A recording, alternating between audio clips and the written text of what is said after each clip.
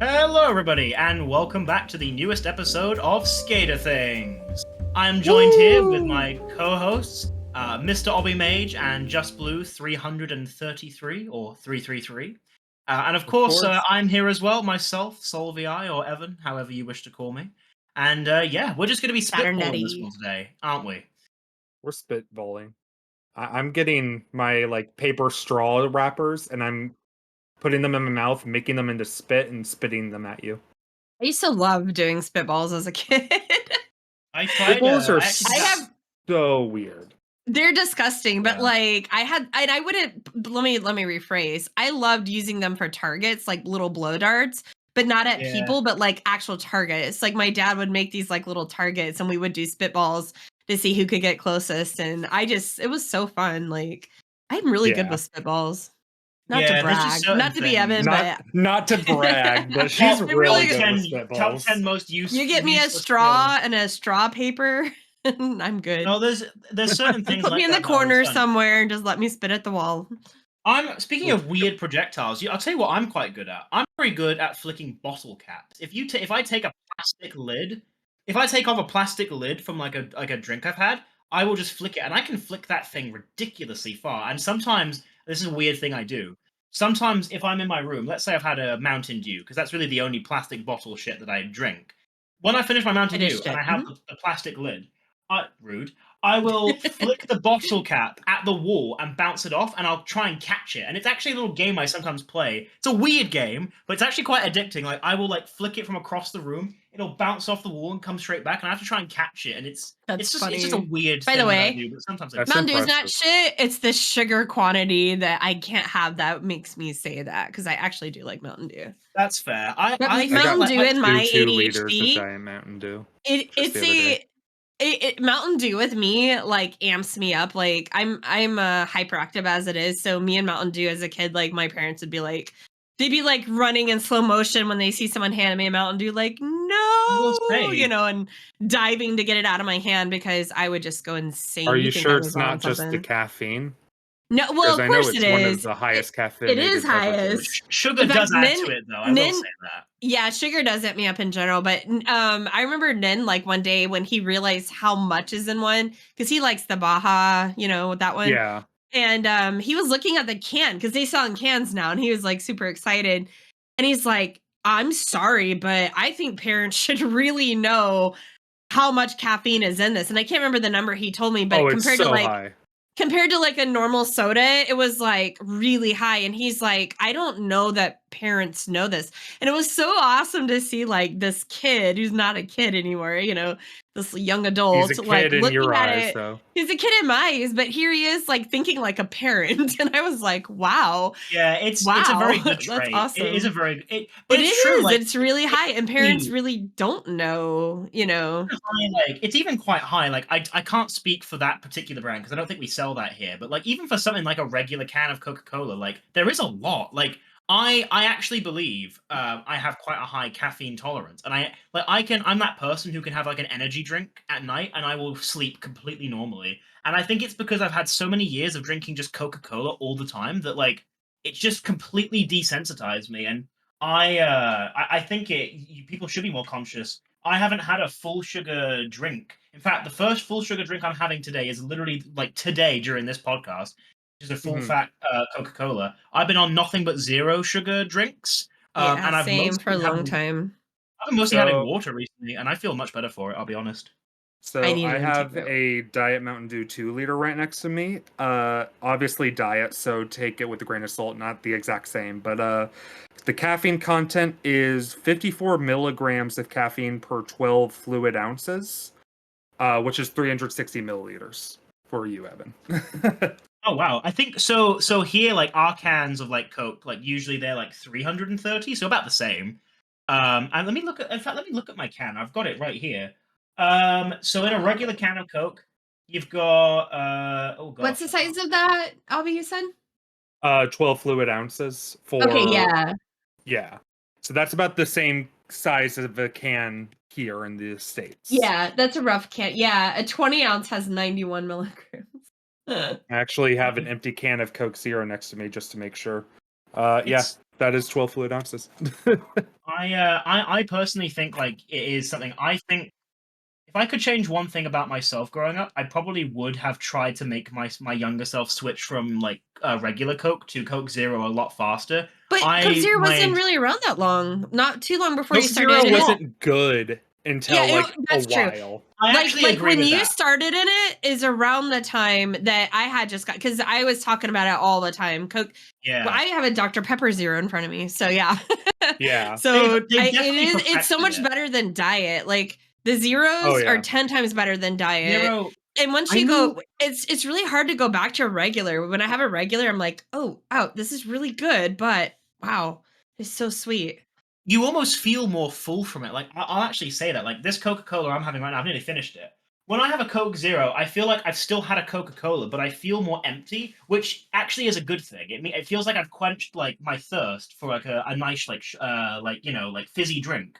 But it's I almost also like feel you're not getting as many calories. Right. But that's such a good thing for me. Like I love it. Like when I have a Coca-Cola now, I can feel that I've got something inside me now. Like I feel like I've got like I've had like a full-on drink. Yeah. So I like what I was doing for a while was I was sort of doing 2 Coke Zeros a day and then 1 regular Coke. Now in the last month I've not had a single full sugar drink at all, and I honestly don't even feel like I've missed anything. Like this Coca-Cola, No. I just have. I'm just having Oh yeah, it. I actually prefer the Zeros. If I could have either one and there'd be no like carb consequences, I would still choose the Zero at this point. I don't think I'd choose the Zero, but and zero sugar sweet tea is so good. I will say there is like a very weird cult though around Diet Coke. Have you guys ever seen that before? Oh no, it is. Like my mom was in that cult. I don't understand the cult. I mean, obviously people have their own different taste buds and stuff, but like these people are like religious about if it's not Diet Coke, I will not drink it. I don't get that at all. I don't even like Diet Coke. It's horrible in my opinion. It just tastes wrong. I like Diet Coke. I prefer Diet Coke over Diet Pepsi, but I prefer Pepsi Max over Diet Coke. And I prefer Pepsi Zero or you need to have a soda tier list at this point. Yeah, we really do. But Diet Coke, it is like rich. I think it's more from what I remember reading about this is it's more of the ritualistic side of it that people have associated, like they've imprinted on it, if you can imagine, or associated Diet Coke with whatever feeling they're looking for. Yeah. I know my mom used to like drink a Diet Coke and eat a donut for breakfast, and she'd be like, they cancel each other out. It's a Diet Coke, it's diet. And I have funny. And I think it became so much of the routine of it. Like, and at the time you have to remember there was very few options in a diet soda. So like so for them it's I can have the yumminess of a soda. Sprite Zero, Diet Pepsi. Exactly. Diet Dr. Peppers. Everything has everything has a diet. In fact, I think they're actually phasing out diets. I think it's going to go only to Zeros, but I think probably it's getting harder to find diet stuff. So I think that's what I think it's just that at the time these women, these like middle-aged women had an opportunity to have their soda, but now put on the pounds. Well, but I think it first originated. It was kind of like diet. It was like Tab. I don't know if you remember Tab, but Tab was another one. When I was a little kid, Tab was the diet drink. Tab is like a pink. It's like a pink can. I think. I know Tab. I've seen Tab. Wait, here, there it is, right there. There it is. Okay. God damn you! I let me find you an image for that. I remember Tab actually, like we've never had it in the UK, or maybe we did have it like a long time ago. Then it was before my time. I do know a Tab, and I'll tell you how.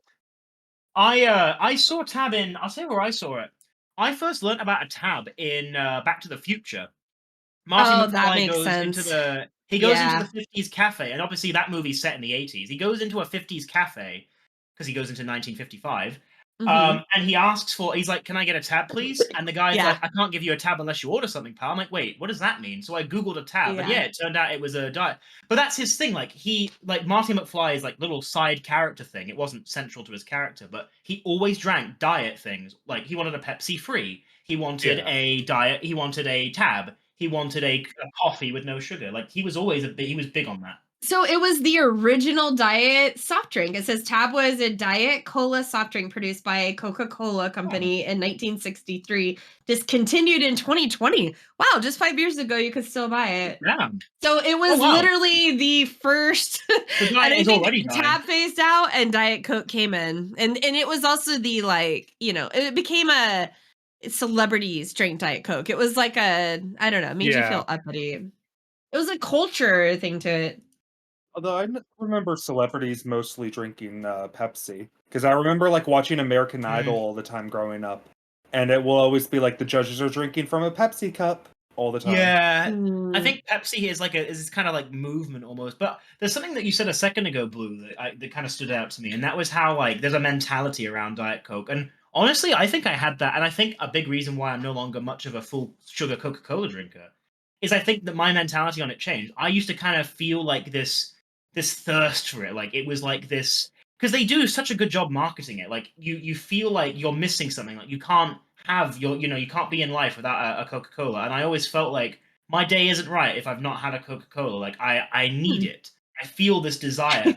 And like You've been now, trained to think that, yeah. well, exactly, and it was kind of a ritual. It's like, well, I'm at my desk. It's lunchtime. I need a Coca-Cola. Yeah. Whereas, like, once I kind of got rid of that and thought it's just a drink, though. Like, it's not. There's nothing to it. It's just a drink. I kind of realized, oh wait, it is. I can go without it. And now, like I said, I've gone. I still like fizzy drinks, but I've gone so long without it now. I'm proud of you, Evan, for graduating from the cult of Coca-Cola. Thank you. Well, this is interesting. I had to look. A Coca-Cola?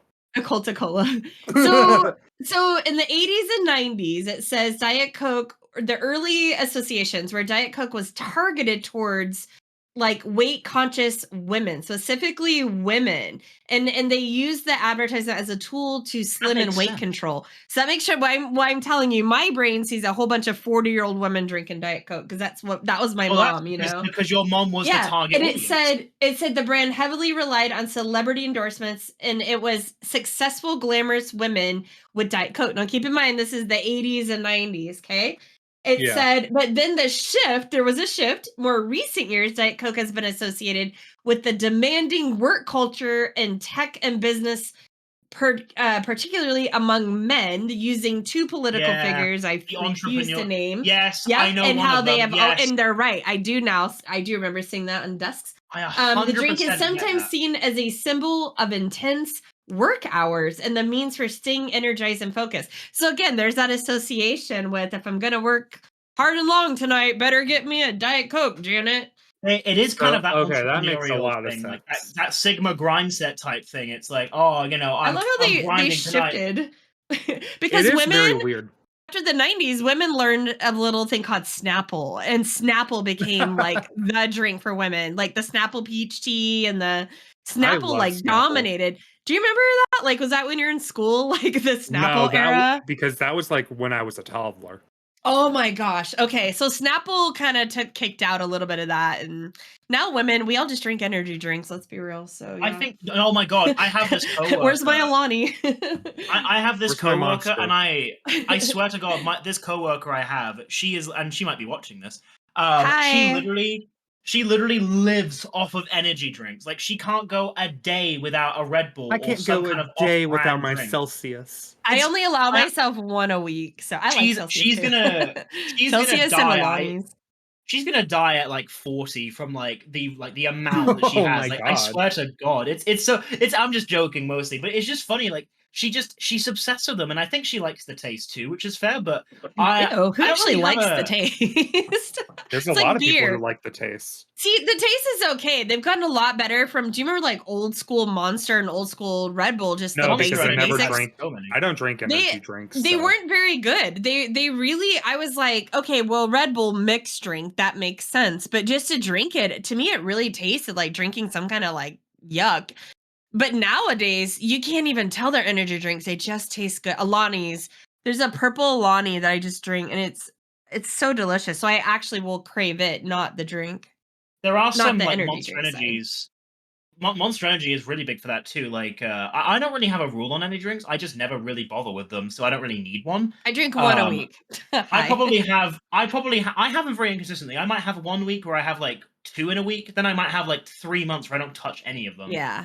But my favorite energy drink is it's Monster Energy, but it's Mango Which one? Loco. It's called. It's a Oh, I mango know that one. flavored. It's great. I love just it. don't drink Classic Red energy Bull's good drinks too. ever.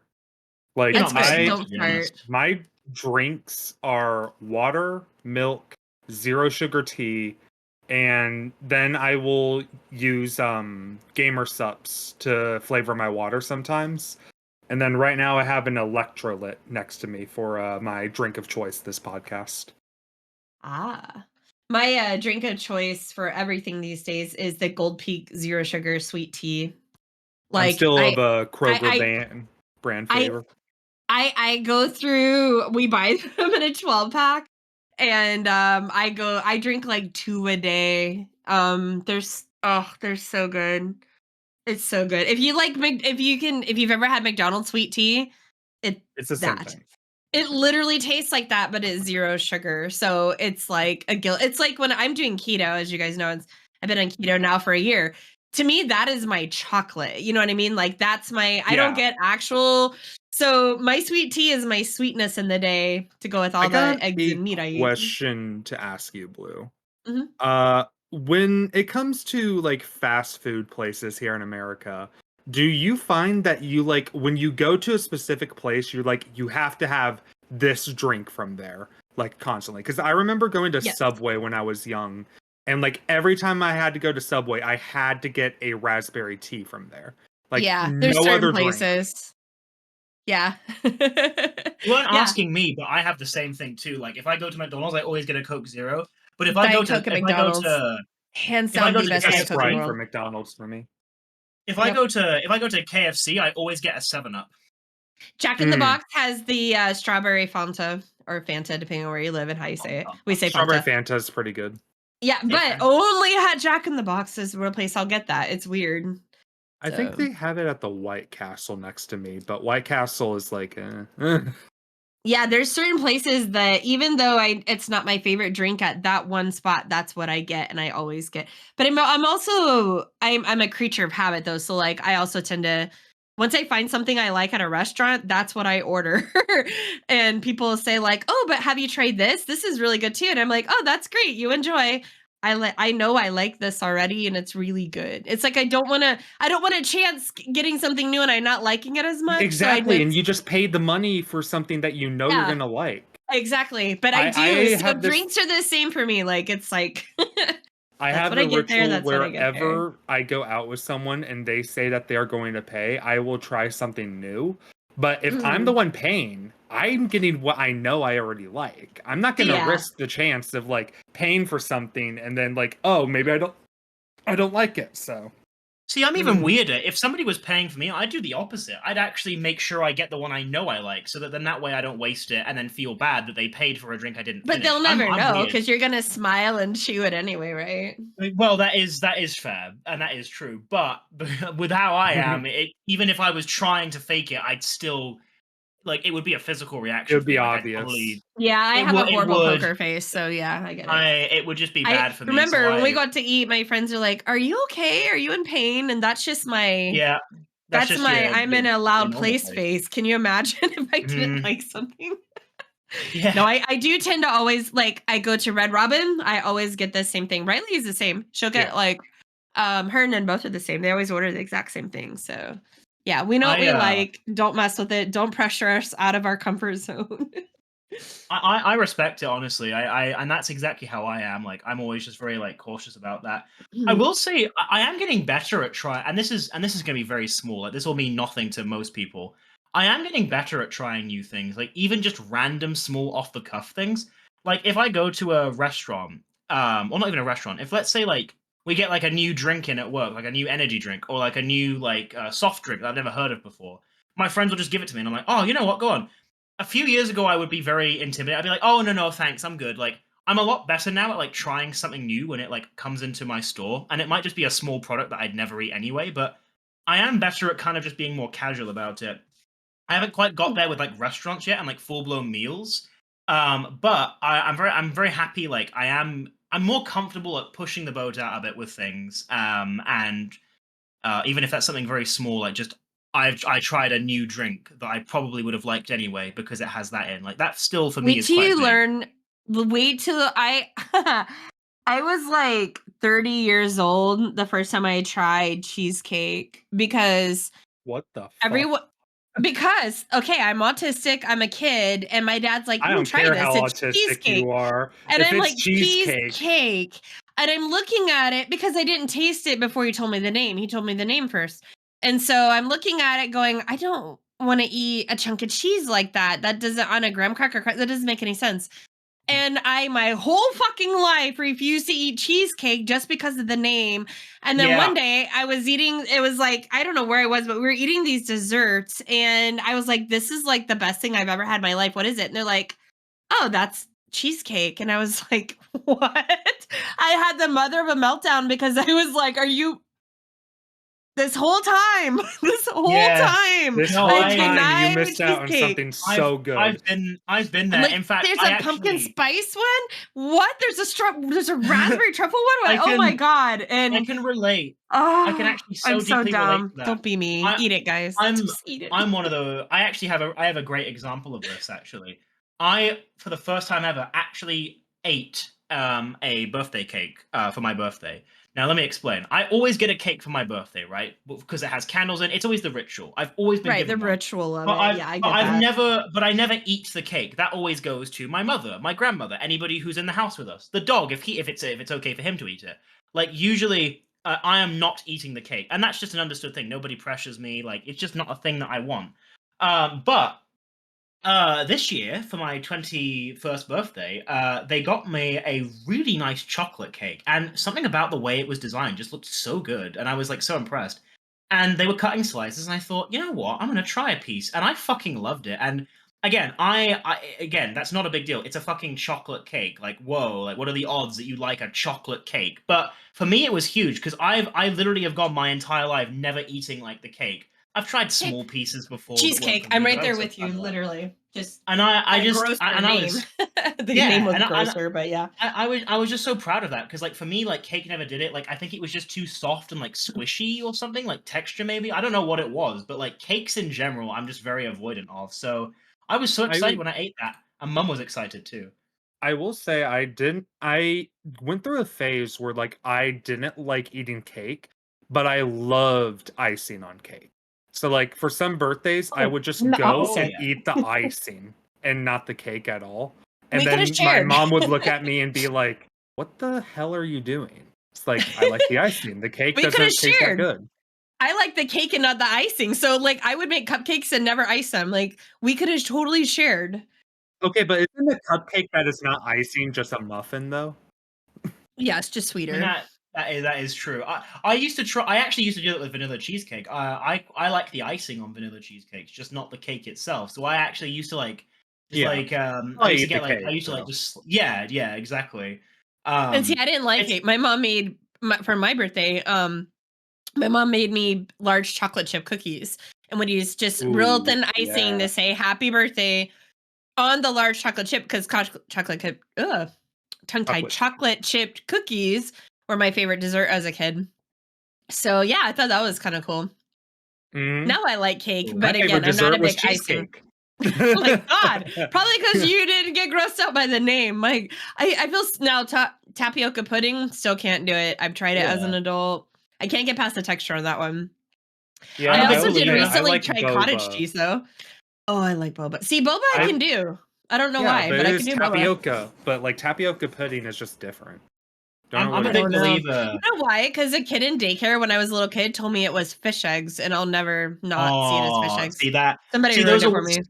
See, those are silly things that I actually also get. Like, there are things that I've never eaten because somebody described it like really weirdly or disgustingly as a joke. But for me, like, I could never get the image out of my head, and so I get that. Like, I'm a big believer in never judging a book by its cover. I try really hard to abide by that. But God, when it comes to food, I fucking judge a book by its cover, and that's not something I'm proud of. But that's just something that I've done my entire life. Tapioca It's very pudding hard to. literally does look like fish eggs. I could never even attempt that one. Jesus. No. Mm. I did try cottage cheese. A friend of mine is like, "Have you tried cottage cheese?" He's just looking for things in my keto diet. And I'm like, "No, grandpa, like Ooh. I'm not in my cottage cheese era. You know, that's an old person I thing in will my head." say, Holy I shit, it don't was like good. cottage cheese, But I did have cottage cheese. Like there was a time where I was going through like Instagram recipes and stuff, and someone showed me a reel where they made a blueberry cheesecake protein shake, and it used cottage cheese, and I was like, Oh. okay, I will still do it the exact same way. Oh my god, that was so good, And it was so, like so yeah. filling as well. I had never had it. I never had cottage cheese before. In my head, it was similar to like it was going to be like a tapioca pudding, something Yeah. disgusting. And my friend convinced me to try it, and I went in thinking it was going to be some kind of weird sweet, but it tastes like cheese. It literally tastes like cheese, and I love cheese. I was like, but it's the texture. I still very much struggle with the texture. Really, I have to do large curd, and I really struggle with the texture, but I do like the taste. I can say that. You know, the one food, like, okay, so to relate to you guys about like the one food that you never tried because it looked gross growing up, the one food that I tried recently that I never liked for a long, long time. 2 years ago, I tried feta cheese for the first time. And Feta. oh my goodness. Yeah, feta's good. If you put feta on something, I am more likely to eat it no matter what it is now. Evan, that's like you and peri A sauce right salad, now. if you Oh, put yes. feta on the salad, I'll eat it. Like, I don't like salad by itself. I hate lettuce. But you put feta on that shit, I'll gobble that shit Yeah, up. feta is really Oh, good. I'm a big fan. Like with in fact, Blue's making that example, so I'll actually use it. Like with chicken, I don't particularly. I mean, I don't mind it. I don't particularly Oh, I care for love chicken, chicken. like warm chicken on its own. Chicken's great. I eat it. I I eat can chicken eat it, every and I day. do enjoy it. And obviously, I have like chicken nuggets and stuff. But chicken with piri sauce on it, my god! Like I gobble that shit up like a absolute like cannibal. Like we have a restaurant that opened in my town last year. It literally makes like piri chicken. Like they make the chicken piri, like they make it fresh. And all that good stuff. And then they have their own sauce that they like coat in it, like this nice spicy like piri sauce, and it is fucking delicious. Like Mm. I've probably been there like three too many times, because it's just so good, and the staff are really nice. The fries, oh my god, the fries they do there are amazing. Like Oh, I will. there's a picture of Like, I it. sing them. There's Evan's food. I fucking hate Yeah. you with all my life right now. I He did. He sing. I posted a sing, picture in random though, because I teased him Yeah, yeah. about I know. why are you eating like 3 things of French fries, Evan? Yeah. It He's was trying to fill two out his bowls. britches. It was 2 bowls. In fairness, I'm that person. I've explained this before, but I'll explain it to the viewers. Like when I eat food, I always order extra fries. I hate it when I finish the main thing, but I still have like loads of fries left. Or simultaneously, sorry, I should say. I hate it when I finish the fries and only have the main thing left. I like to eat it in equilibrium. So I like to finish the fries and the main thing at the same time. So I usually get fries in proportion to that. So at McDonald's, I usually get like an extra set of meat. Like I get large fries, but then I also get medium to sort of add to that. Obviously, like if I'm being a bit more conscious, I only just get the one meal. Like I don't get like an extra thing of fries. But like yeah, I always get extra fries. Like if I'm just feeling like treating myself, because I like eating it like in equilibrium. It's a very weird trait of mine, but that's just something I do. It's okay. This is a safe place for you to talk about your fry addiction. Well, in fairness as well, they actually don't let you at the restaurant. You have to get 2 sides or no sides at all at that restaurant. And there's no other sides on the menu that I'd eat with the fries. So you just get 2 double fries. fry. Oh, that Yeah. makes sense. Like at Panda that restaurant Express, in that's a good particular. example. There's like what 2 meats do you want? And I'm always like orange chicken, Yep. orange chicken. So I do Yeah, orange it's- chicken and then steak and broccoli.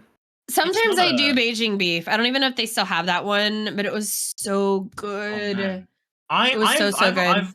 I've always Every I time I want to eat see it, what a my Panda stomach hurts. Express is like. I've never been to one. I don't think we have any It's like locations. fast food Chinese food. I'm It's assuming it's certainly- something. It's really good. It's good. See, most of I these prefer to takeaways go to here, a we regular don't- I Chinese don't think we place, have. though. Oh, I do Yeah, I too, don't but in think the we- mall, it's a great alternative to like McDonald's or something. Do we have Yeah. any Panda Expresses in the UK? Let me check this. UK. We have exactly 2 Panda Expresses in all of the United Kingdom. We have one in Edinburgh and we have one in Birmingham. Road Yeah, trip. there are some like there are just some fast food restaurants that are just not really like a thing here. Like So when I sometimes say we don't have that, what I more mean is we might have it, but there are so few locations that barely anybody in England will have tried it or I think you need to do a road trip, and then you I can I come might. back do to a us on road this. trip, pick I up could- another skater, and make a vlog about it.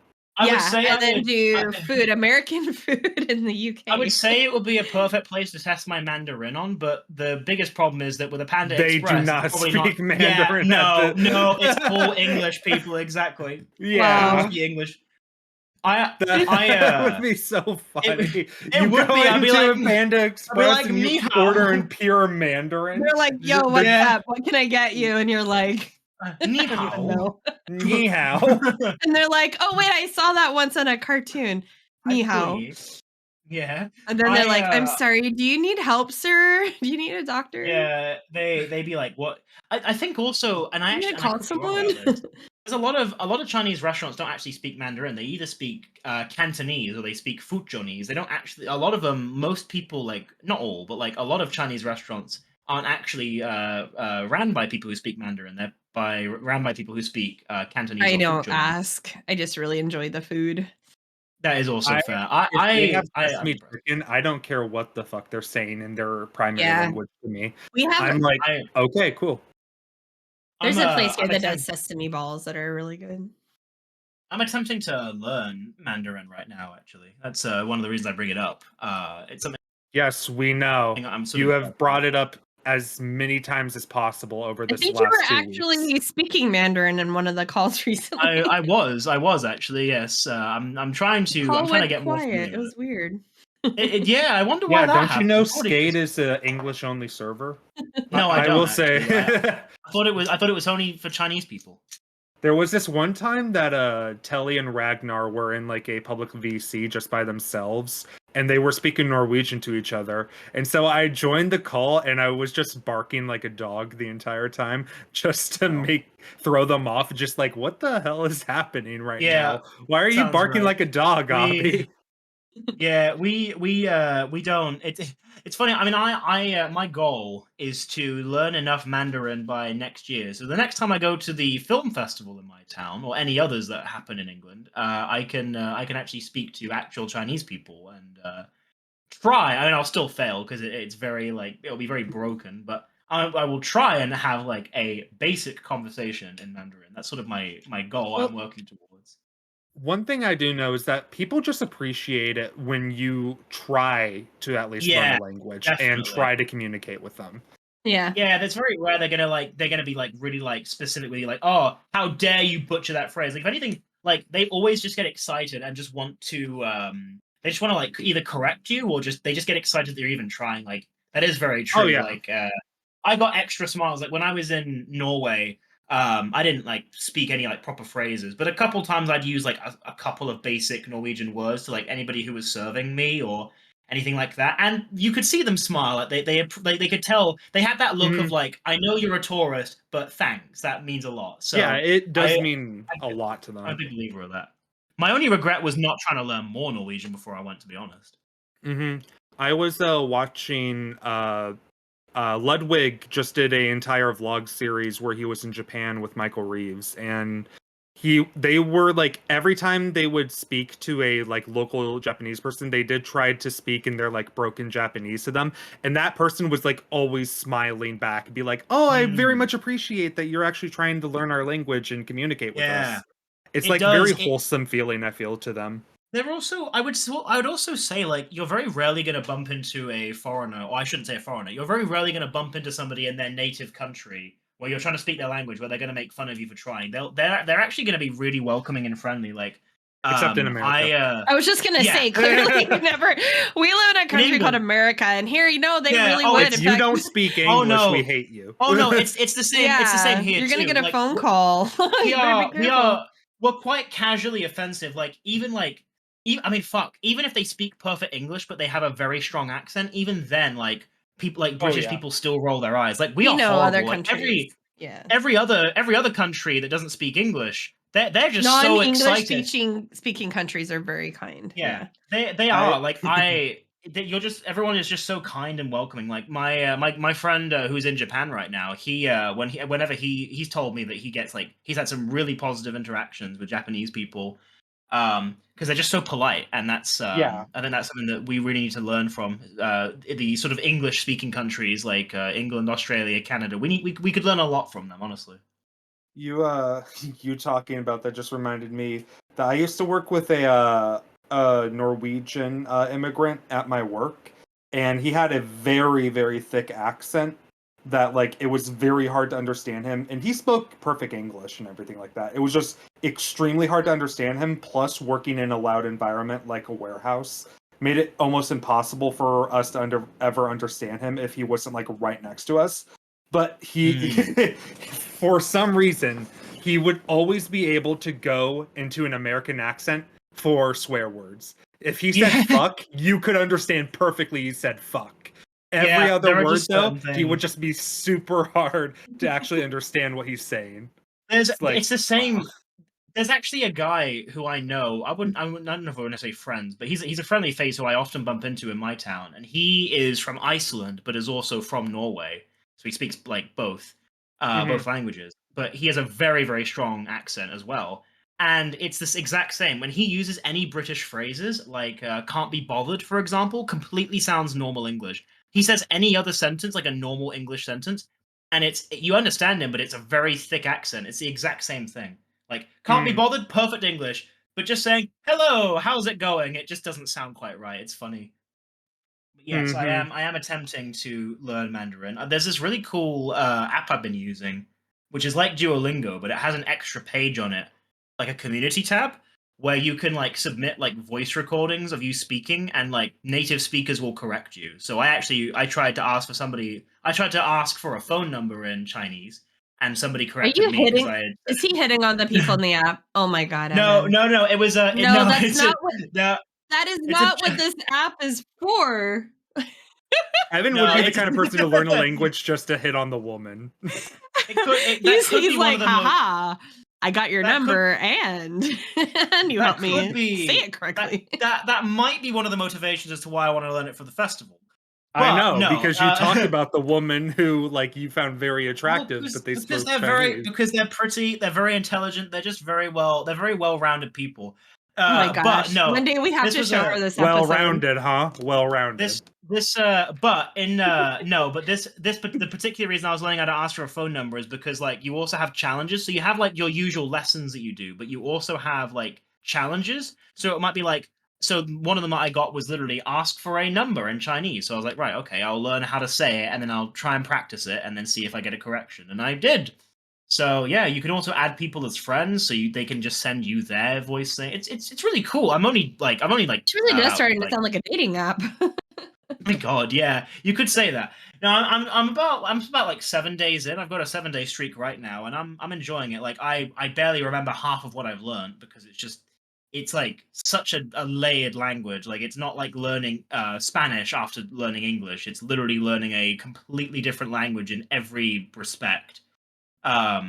But I thought Spanish was one of the it. harder languages to learn. Am I wrong on that? If you're an English speaker, it's not too bad because they're both romantic languages. They're both romantic language, exactly. So English is kind of like is very strongly English borrows Romanized. a lot from Spanish. Yeah, it's like it's the same reason. I think is actually a Spanish word. If I could, a Portuguese speaker will accidentally know a lot of Spanish words and phrases because they are so closely linked. Like every language Portuguese, is part of Italian, family. and Spanish. Like as soon as you learn one of those languages, you know like almost 60% of another one. English isn't quite the same. Like obviously English is its own thing. It's like a mixture of Latin, Greek, French, Spanish. Like it's basically just like it's borrowed everything. But it is easier to learn Spanish by quite a margin than to learn like an Eastern language. Like once you go over once you go beyond Europe, you're kind of going to run into a lot of struggle with that. According to Babbel, Norwegian is the easiest language to learn. I thought that was interesting. That makes sense. It's kind of like, I think that's because like again like we have a lot of like words and like phrases in common. Like they're quite similar languages. But again, like with English specifically, it's so hard to like measure it up to other languages because it literally is just like the bastard child of every language on the planet, with exception to maybe the Eastern ones.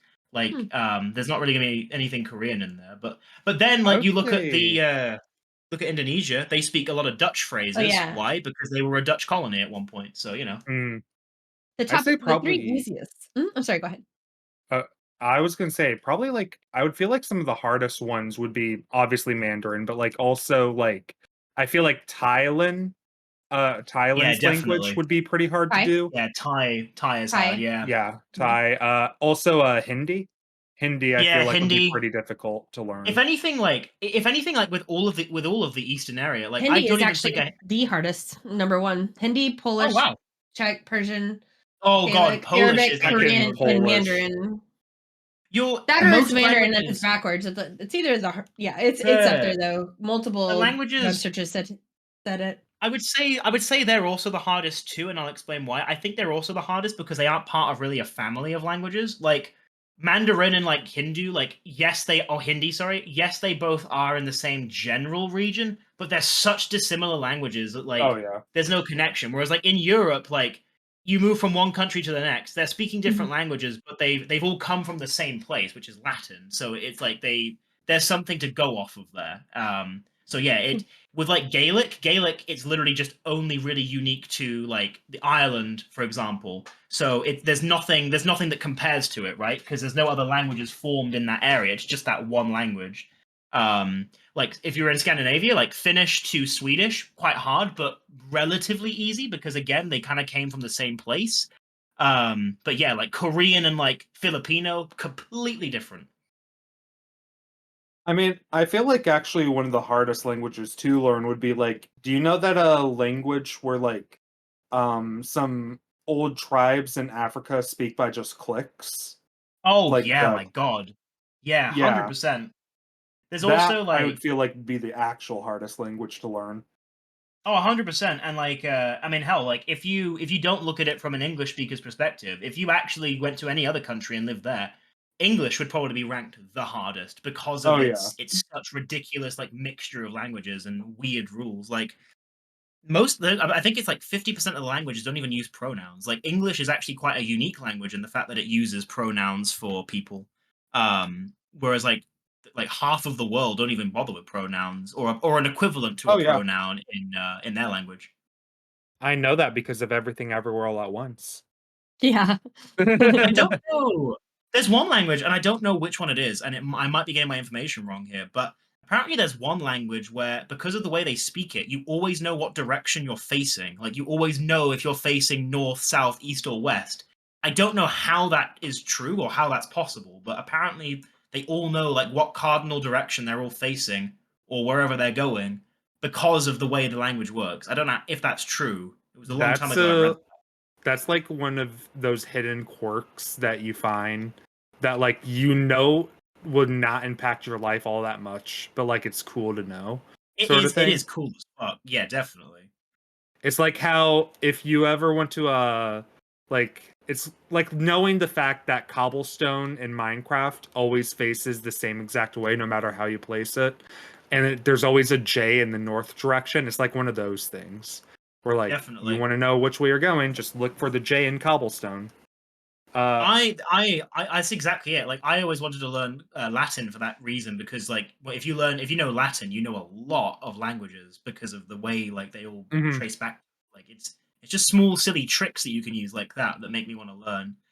Um, but yeah, Mandarin I've always wanted to learn, and that's and Russian too. Like all the languages I want to learn are all the fucking hardest in the world, which of course is very fitting for me. I've always been told to like learn Yes. a more simple language, but the problem is if I do something simpler like German, it's like cool, but I have no reason to learn German. I don't really want to I go mean, to do you have Germany. a I want to go to reason to China. learn anything though if you don't have a like the if you're going to go to a place you have a reason, but if you're not going to go to a place you don't have a reason. It's like I'm gonna go to China one day, definitely. Like I definitely want to go there at least as a tourist, and maybe something a bit further than even that at this point. Hmm. hmm. Well, I I before this podcast went to the movie theater Yeah, and I saw the Minecraft movie right nice. before I got into this podcast, and I want to talk about it because Go everyone's ahead. talking about it right now. I loved it. Go ahead. Yes. I saw Okay. it. I saw it the day it came So, out. yeah, you saw it the day that came out. I will say the great thing about waiting like I did, I had the entire theater to myself. Oh, no, Literally, I it had a was back theater. empty. Oh, wow. Literally, Oh, then you didn't get to hear all the, like, chanting and singing and, I the whole hate theater that. I screaming, hate chicken that though. jockey. I That's usually exactly do. why I didn't want to do that though. I I usually saw hate all that those too. TikToks and I'm like, I do not want to go when I there's a was bunch of frat dreading it. boys that are going to wreck the theater afterwards. I see all those TikToks and I'm like, you are the scum of society. First off, why are you recording people doing this right now in the first place? Put I your don't phones know. It away in didn't the movie happen where I theater. live. Where I live, it didn't happen. We didn't have that at all. We even had, like, grandparents standing up and cheering, like, mine was very wholesome. It wasn't, like, Wasn't anything disruptive. negative. It was just, like, clapping and cheering, and a few people knew the Lava Chicken song, so they were kinda singing, and then, of course, the chicken Mm. jockey, everyone yelled and clapped, and the lighter took off, they clapped, like, you know what I mean? It was very wholesome. I was in the very last row, and I just sat back there really quiet and just kinda looked around and smiled, like, it was just super wholesome. I think I really enjoyed going by myself though, and by having the entire theater to myself. So the place I went was a dine-in theater, and I was able to like order food and eat while watching the movie. But it was so cool, like having the entire theater to myself. I sat in like one of the handicap seats and just like looked up at the theater, had a desk in front of me, basically just like watching in awe. But I'll say before the movie starts, because I got there like a couple minutes early because like you're supposed to get there a little bit early, get the food, order it, and stuff like that. Um, as soon as I got there, they played Fallen Kingdom by Captain Sparkles on the movie screen. And that to me was I legit cried after seeing Captain Sparkle's Fallen Kingdom on the TV screen, because that is a song that I have like watched so often growing up. And just seeing it on the TV screen in all of its full glory and stuff like that, it brought like tears to my eyes. And because of that, I had like my eyes were wet for a lot of the movie just because of walking in and seeing a Minecraft music video that I have watched numerous times throughout my life on the big screen. It felt, I don't know how else to say it other than just like Felt like an experience. It was such an experience. Yeah. But because of that, it made me like very teary-eyed throughout the entire movie. And it's not like a movie that's like that emotional. I think a lot of people probably did cry when they had the Technoblade reference. But I would say like nostalgic. It was very nostalgic. yeah. I'd say that like other than that reference though, I don't think it's a movie that you usually get teary-eyed at. But I was like getting teary-eyed thinking about all the cool things like in Minecraft that you can do and stuff like that. Mhm. And I will say my final verdict, because everyone on the planet right now has to say if the movie is the worst thing ever or if it's a great movie. Mhm. It's okay. Oh, man. Well, you're weird. I loved it. Okay. I So wanna say why, if though, if I I am can say why. coming, Mhm. I mean, I'm going to say why too, but yeah, Okay. how about you go ahead first? Okay, so this was me. Now, I went into this movie with the mindset of I'm going to see a funny Jack Black movie that has to do with my favorite game. I've seen the trailers. I thought they looked great. They looked funny. I didn't have any like chip on my shoulder about it going into it. And I say that because a lot of people do. So I went in. My take on it was it was more like a Jumanji, where in real life people, humans, stumbled into a Minecraft world, and how would they see it? How would they perceive it? How would they be scared? And to see Jack Black come in with his charisma and like in one of the opening scenes where it's like people stumble in and all of a sudden they see skeletons and they're like screaming and running, and Jack Black knew that the sun was going to burn them because he had been in the world previously. And I laughed. I felt like there were so many, like, it almost felt like insider knowledge. Like, I get that. That's funny because I've done that. And I must have had that kind of thought throughout the entire movie. It was almost like knowing an inside joke. And everyone that's laughing in the theater is laughing because they've all done the same thing. They've all almost had their Lytra not take off. They've all almost had, all the different things that happen to them happen. Your minecart gets stopped and then all of a sudden, Yep. you're in a cave. We've all had that happen. And so for me, I related with a lot of it. The whole giving Steve a little bit of a backstory, just a little bit. Yeah.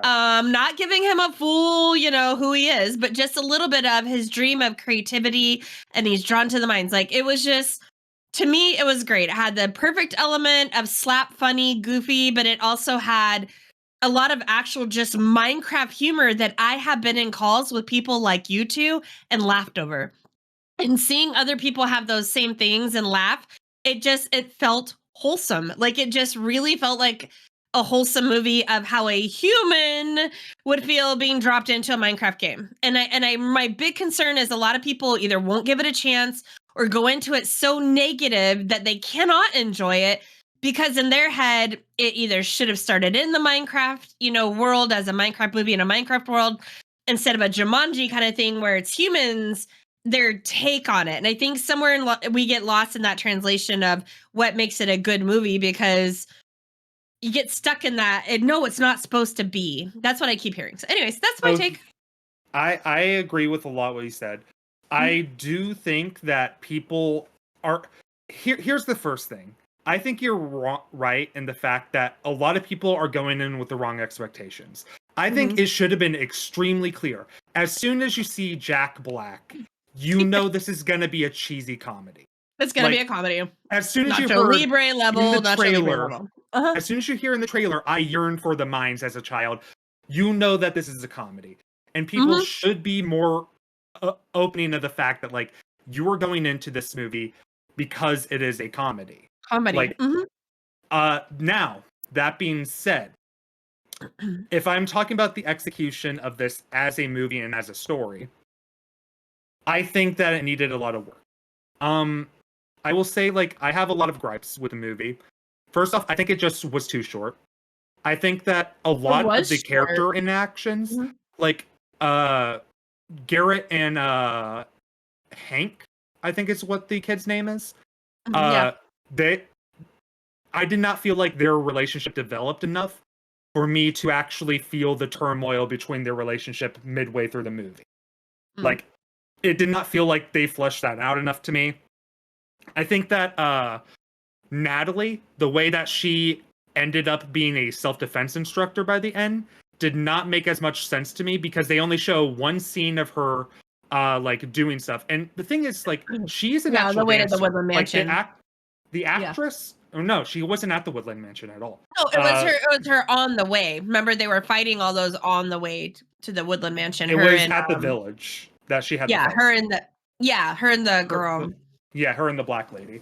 Yeah, I can't remember her name. I'm sorry. The black lady was the highlight. She was the highlight of the movie for me. I loved her throughout the movie. I need to figure it out, but I do know the character who played Natalie. She is like a actual like ballet dancer in real life, and I feel like they could have used her from Wednesday. That's all I know. Danielle Brooks, that's her name. She played Dawn. Dawn was the character. Dawn. Okay, Dawn. Natalie, I feel like could have been used a lot better in choreographed scenes to like fit more of the fact that she is going to be a self-defense instructor by the end of this. It felt like she was very shoehorned in at the end to get that role, just because they didn't have a clear, concise answer of what she should be. Yeah, it was not very well developed. It was a short movie, though. It really was short. I think I like Jason Momoa's and Jack Black's chemistry with each other. They have a lot of comedic scenes together.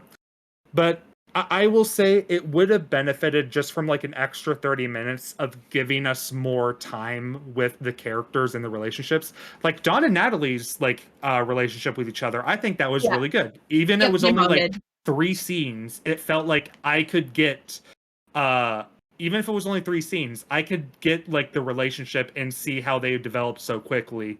Versus with Hank and Garrett, it felt very hard to relate their relationship, because literally all their relationship is like, he shows up to his store, he gives him some tater tots, and then he calls him up to say, "Hey, I have $26. Can you fake being my uncle?" That's the legit only way of their relationship was formed. And I'm like, that's not enough. I'm sorry. That is really not enough. Did you like the nitwit? I loved the nitwit. Nitwit was so funny. The nitwit, that whole okay, so I love Jennifer Coolidge. I think she's so funny.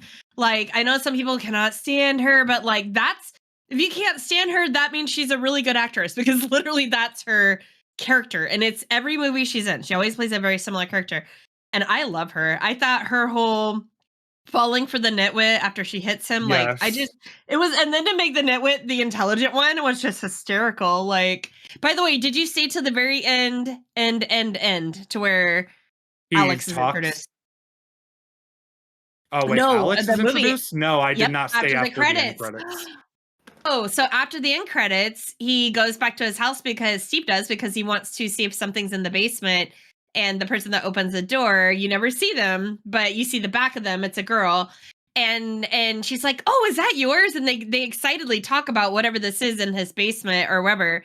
And she goes, "By the way, I'm Alex," or something. And everyone's like, so they're trying to introduce a sequel already. I don't know, but Alex, they definitely seem to be teasing it. I'm definitely intrigued to see this movie myself. Oh, and Dan TDM's in there. Yeah, there's quite a few streamers in there. Yeah, Mumbo Jumbo, Melody Shadow Lady. Oh, Riley was like, the Minecraft movie is something that like I was definitely disappointed in, like, you know, based on like kind of like how they've presented it. I definitely didn't envision a Minecraft movie being like that, and I don't know. I was expecting something closer to like Five Nights at Freddy's, which feels like very like how it. I don't know how to describe like. Five Nights at Freddy's sucked. I'm sorry. I've seen that movie. No. That one sucked. Oh, I thought it was quite well done. No, but like I don't know. With the Minecraft movie, I wasn't expecting it to be live action. I didn't really want it to be like a silly like slapstick comedy piece. I kind of wanted it to be something quite like serious, quite tonally like in tune with like I don't know. That's just how I always envisioned it. Like I've heard about this, like the prospect of a Minecraft movie since I started playing Minecraft back in 2013. Like I've always heard of this concept of a Minecraft movie one day coming up. And I guess like in my head, that's just how I always saw it being. So the way like to see it kind of like become this was something that I wasn't really enthused by.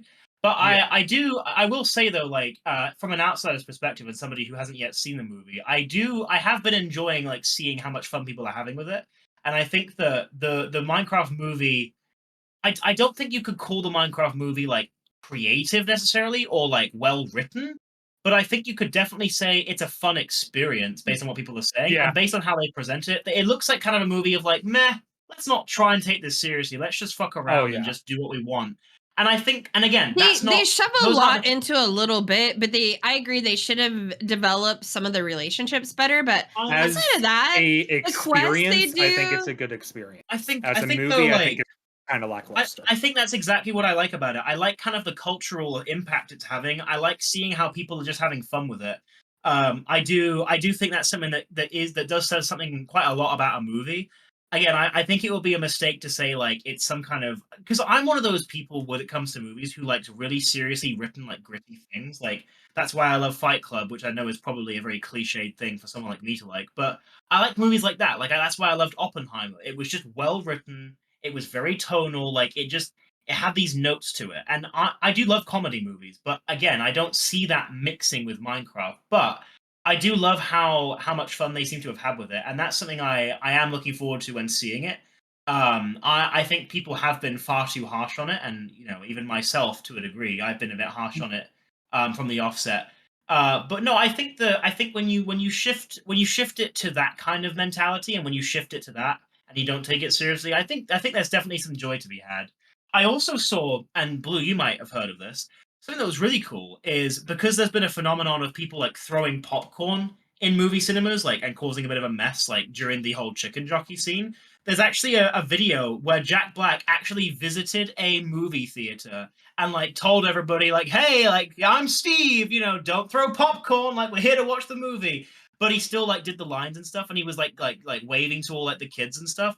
I thought that was really fucking wholesome. It's really cool. I had not seen that or heard that. Yeah, there's a video. I'll try and find it and send it. But it's really wholesome. Like I like that a lot. Like I know people have been having fun and like yelling like chicken jockey, but like again, I you have like hate those it. bad crowds of people who like want to be like cause problems or like be rowdy. But I don't think there's anything wrong with like memeing in a movie theater if everybody knows that's what you're signing up for. But I think that there is a limit, and I think it's all about how you do it. So I thought it was quite wholesome that like Jack Black was encouraging people to yell, but just don't cause a mess.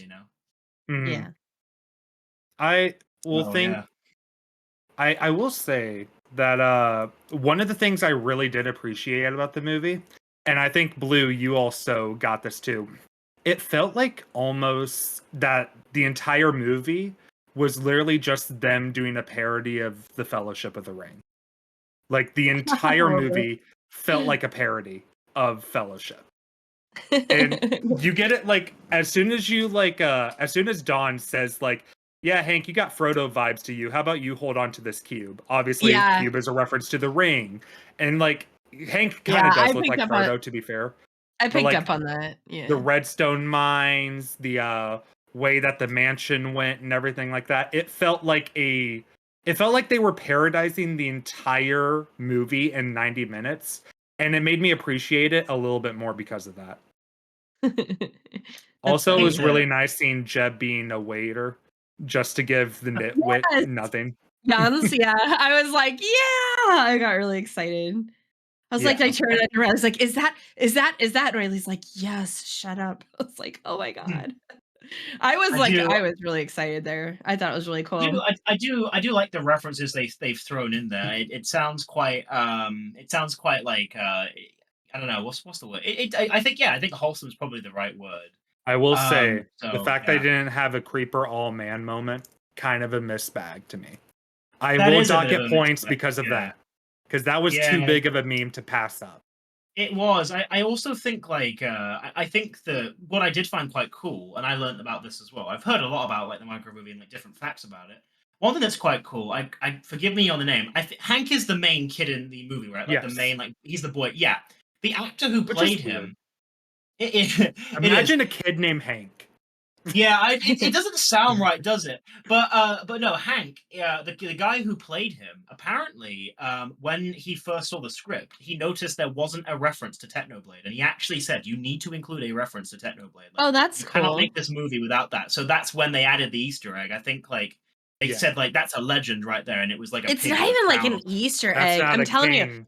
they're That's a they're like legend. they're yeah, exactly. And they're sprinkled in throughout. Like the people, and that's what I thought also was super wholesome about this is the people that really brought a lot of positive attention to the game.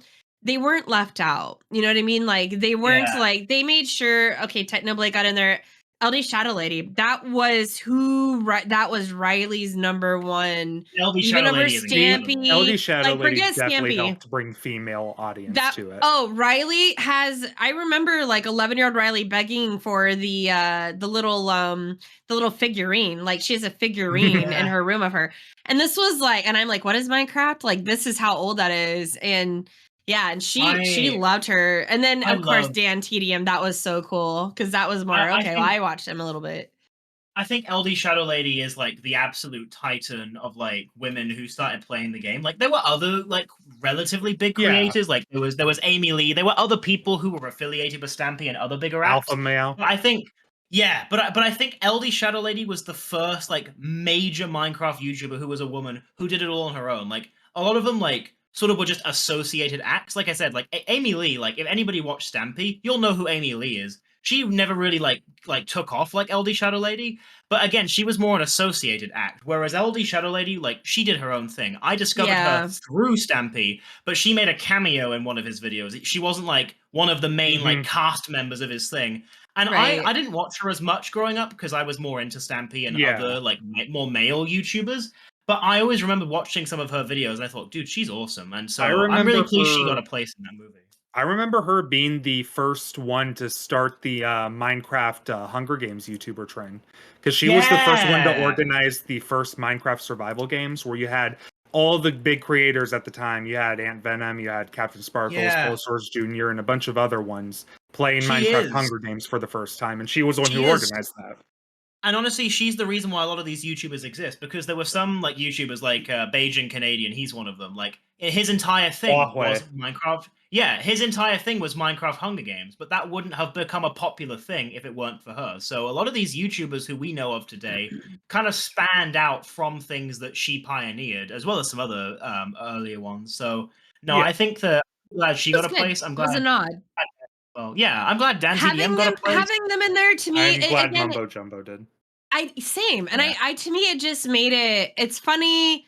There was a lot of funny things because I am a player. I know there were like some I have heard there's some people going, well, actually the chicken cooker was not made right, and it's like Well, no, it wasn't, but it wasn't, but I think here's the thing. I think they purposely did it visibly wrong because they knew they weren't someone is going to pick it apart no matter how careful they are. So I think it's almost a make it where it doesn't make sense and then everybody can be mad versus trying to be very specific and actually accidentally get it wrong or something, because no matter what, people were going to pull all that apart no matter what. So I think they just went with a comedy feel. I don't know, it was super wholesome. I'm excited for it to come out on video. Like, I'm excited to watch it on Skade. That being said, I will say that, I mean, I'm going to draw also a comparison to Five Nights at Freddy's like you did, Evan. To me, it feels like, okay, I feel like both of them tried to do the same thing. But where Five Nights at Freddy failed was that Five Nights at Freddy's was trying to parodize the bad horror genre and trying to basically make a horror movie that's so bad that it's funny. Because like there's Scream. tons of those. Like I would say probably the one that I know off the top of my head is Five Nights at Freddy's, or not Five Nights at Freddy's, Jason 5, or that movie. But where they fail is the fact that it's just an incredibly boring movie. Like, it did not feel like there was anything exciting happening in the movie, or like tension wasn't really there and being grasped to like enjoy the movie. Versus Minecraft, you have all these beautiful colors around it all times. You have like, it's a visual spectacle almost in the Minecraft movie. Because like you're in it's their constantly world. keeping you attention grabbing and stuff like that. It's because it's in a portal. It's in their world. Whereas Five Nights at Freddy is literally just in the main world, but it happens to be more like a haunted pizza place. It's a haunted you know what I mean? pizza place, yeah. Right. Yeah. So I think with this one, they just had so much more opportunity to create it. And I'm sorry, but to me, it is pretty similar to how my brain would think of it as in real life, And I think that's another problem where people are like, that's not how I would do it, because everyone has their own idea of what Minecraft would look like in real life. Which is the good thing, because Minecraft is a sandbox where you can make your story however you want to make it. That's why I really appreciate the fact that it is such a mixed reaction, because that shows you how much people care about the game and care that their story is being told rather than some corporation story. A lot of Minecrafters are autistic. It's a meme, it's a joke, but it's real, right? And a lot of us do have it. We're very black and white, and it's like how it should be in my head is how it should be, how that is not how I would have made that movie. And that's why we're seeing, I think, so much of that too, because it is so personal to each of us. And it is like, for a lot of us, at least a lot of skaters, it is one of our favorite games, or it's at least one of our like core games, a game that is just such a core game for us. Yeah. And we don't want to taint that with some, I could have done that better, or they could have done this and it would have been better. And I think that is why they did have to go over the top funny, because anything under Jack Black level funny, it would have just been portrayed poorly by everyone would have thought that. But by making it a comedy, Adam Sandler. Oh my God, that would have been awesome as one of the guys. I don't know. Jason Momoa's character, I thought was hysterical because it had that Randy Savage, wrestler vibe, but he's just, what he is he's the guy, and I don't want to say his name and get sued, but he's the guy that, lost his world record in a gaming and just washed up, and then, later is just considered a loser. He's that guy. And he's just, and we all kind of know someone like that, whether they're like, oh, I was the quarterback of I was a quarterback in high school 38 years ago, but I'm still wearing my t-shirt and I'm still living in it. And I haven't progressed. I haven't moved on. And he represents so many people. We all have an uncle or a dad or someone in our life that we're like, I will say the one thing I wish they didn't do is at the end, I think it would have made a lot more sense, genuinely, that they used Minecraft as the idea of escapism rather than trying to bring it into life. Because, like, unfortunately, I mean, this is just because of this is because of a byproduct of how jaded the world is now. Very doom and gloom, a lot of things nowadays, and people have a hard time just seeing the good in a lot of things. And I think it's way more powerful of a message that instead of having it be where, like, they all of them go back to the real life world and they are trying to live their best lives and trying to, like, make the new game and do all these cool and fun things, showing how fun they're having. That's not really a byproduct that you can really expect in real life anymore, especially where we live.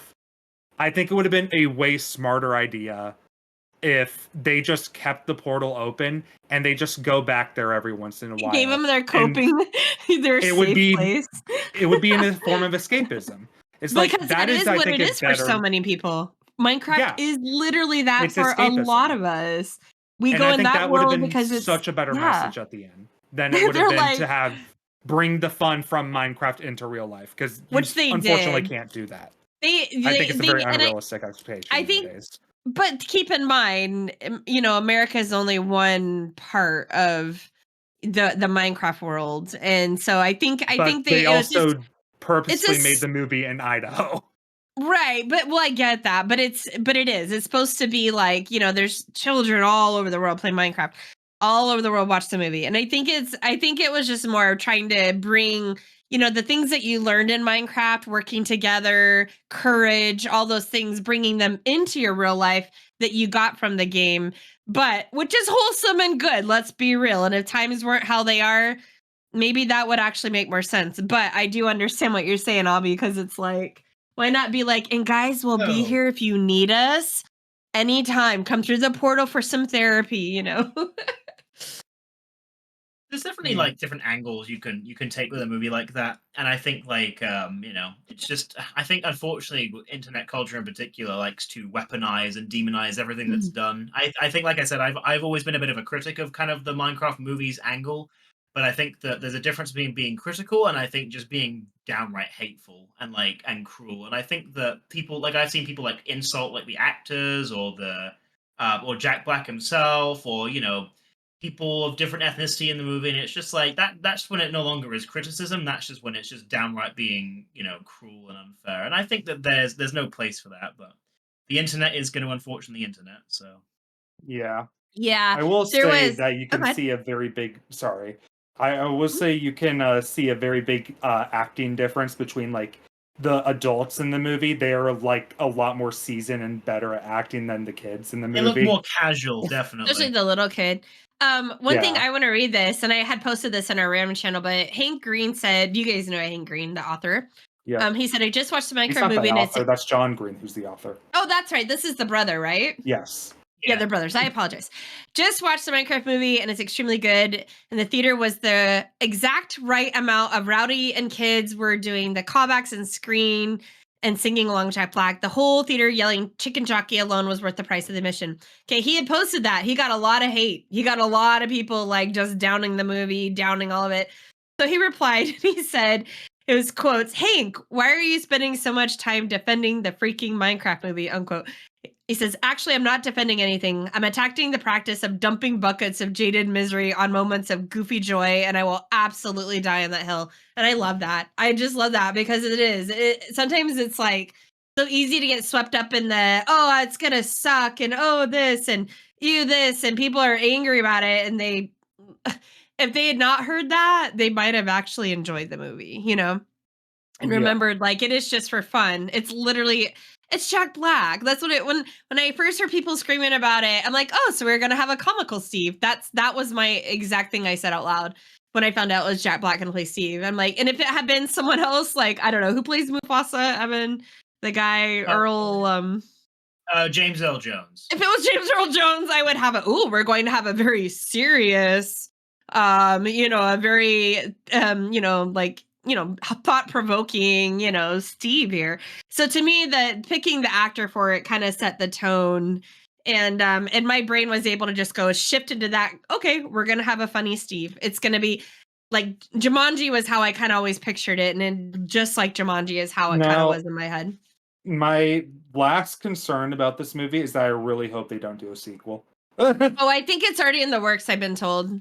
Or Nin told me that. The I don't problem know if is it's that true. this is the exact kind of movie. This is your Paul Blart Mall Cop 2. This is your Grown Ups Part 2, where it's going to be a crappy sequel and you are going to hate it no matter what happens. And it's just not going to be as fun. Like, I'm sorry, but sequels to comedies are the bane of my existence. I won't ever watch. I don't like sequels. I won't do sequels, so I really hope they don't. Unless Comedy the sequels. sequel, I think there are some sequels that are really good, but if they are comedy I'm just not a sequel sequels, person. I here's am my thing. not. If it is not the same characters, then it's fine. I don't like if it's 2 and it's a whole new group and a whole new adventure, that would be fine by me. But if it's like a part 2, the same group, and oh look, they went back in again, I'm not inclined to watch that. I do get what you're saying. I actually agree with both of you. I think here's how I kind of view sequels. I believe that if a series is created knowing there's going to be multiple parts, like the Lord of the Rings trilogy, they made that from the beginning knowing there was going to need to be sequels. Like they couldn't just make one big movie. They had to. That made sense. What I don't like is when they make a movie, it's supposed to be standalone, but then they go, "Holy shit, this did well," and they go, "Quick guys, we need to come up with a sequel right now." Right. And they try and continue the story, and it fucking fails. If they have that reaction, but they make the movie completely separate, like, "Holy shit, this movie did well, let's make a sequel," and but they make it different, fine with me. There are very few movies though that can actually do that. Like Back to the Future is one of them that actually did it well. I don't think there were ever plans for a sequel when they made the first one.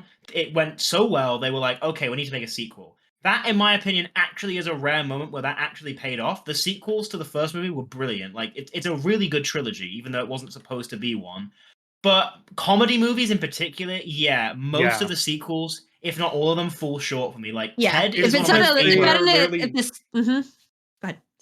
I was going to say, it's because they're literally doing it just to make more profit. Most of the time it is so strained. It's strained. It is totally strained. But if it's a storyline like Lord of the Rings, something where, or the Twilight series, right? Where, okay, well, each book is probably going to have its own movie or maybe 2 movies, depending on, like Breaking Dawn was too.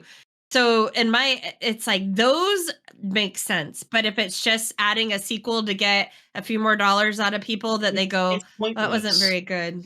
They also, and this is the one example I have with this, is the Ted movie. Ted is one of my favorite comedies ever made. Like it's I love ridiculous. Ted. I'm sure you like Ted too. I love it. It's just so fun. And I remember when the sequel came out and I watched it, and it did not hit any of the same notes. It wasn't bad, but it didn't feel right. Like it felt like it was just supposed to be its own. Yeah, it just felt like it was supposed to be its own silly one-off thing. I will say the TV show does this a lot better because it serves as like a prequel. But honestly, even in spite of being a prequel TV show, it still feels like it's completely own thing, which I think works. And they do it episodically, so there's not like a huge continuity. But the sequel, when they released that all those years ago, I was just so disappointed. Like Ted was one of my first major comedies I watched as a kid. Like I watched that way too young. I think I watched that when I was 11. It was on the TV.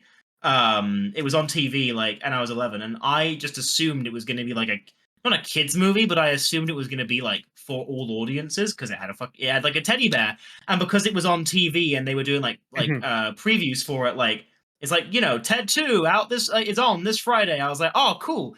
Then obviously I realized, oh wait, no shit, this is a very vulgar movie, and then over the years I got more and more of the sadistic jokes, but yeah, the sequel just really did not work for me at all, and it contradicted a lot of fun things. I don't know, and I just think that sequels are a very, very slippery slope, and sometimes they pay off massively. Sometimes shows or movies are created knowing there's going to be one. But yeah, I would say like 80% of the time they fall short, and often sometimes even undermine the original. I definitely agree with that concept. And I think I also agree with the fact that we are running out of time today. We are running out of time, so we might want to call it there. Yeah, that's a good way to end. Been a nice Before- spitball episode. Well, before we end, I just want to say thank you all for the support that you've been showing on TCG recently. A lot of new players have been getting in. I mean, obviously, this episode is going to come out like 6 weeks from when TCG launched, but hey, thank you all for playing it. It's been very appreciative, and I hope you all are enjoying the new cards that were released at the Skadeversary party, because this episode will come out after the Skadeversary party. Yes, there's going to be 6 new cards added by the way. So yeah. Really much thank you and appreciate all the things that you guys are doing with TCG.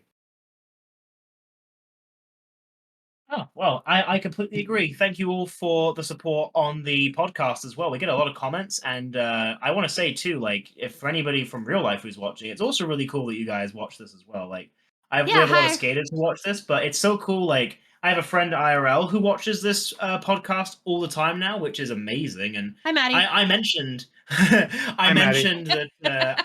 I mentioned that I, like this podcast, but I wouldn't expect them to like fully watch all of them. So it's really cool to see that. But yeah, it's been a fun episode, and yeah, enjoyed it. Nice to have like a little spitball episode every once in a while. So every once in a while is great. Definitely. And happy birthday, guys, because it's also now past our birthday. So it is. Yeah, we'll have to do a special birthday podcast. So maybe like our next one or something. Birthday. Definitely. 4 years old. Can you believe it? 5 years. 4. It's been 5 years. We yeah, we're almost potty trained. We're very excited. The toddler years are coming to an end. Yep. Definitely. We got past the terrible 2s and the unpotty trained 3s, and now we're coming to the big boy number 4. Forbiddable 4s. Yep. Yeah. Good times. It's quite hard to go through, but we've made it. All right, anyway, guys. Thank you very much for watching this episode of Skader Things. We hope you enjoyed it.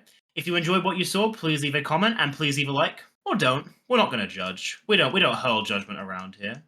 But yeah, that's going to conclude this episode, and we will see you all for the next one. Goodbye, everybody. Goodbye. See ya.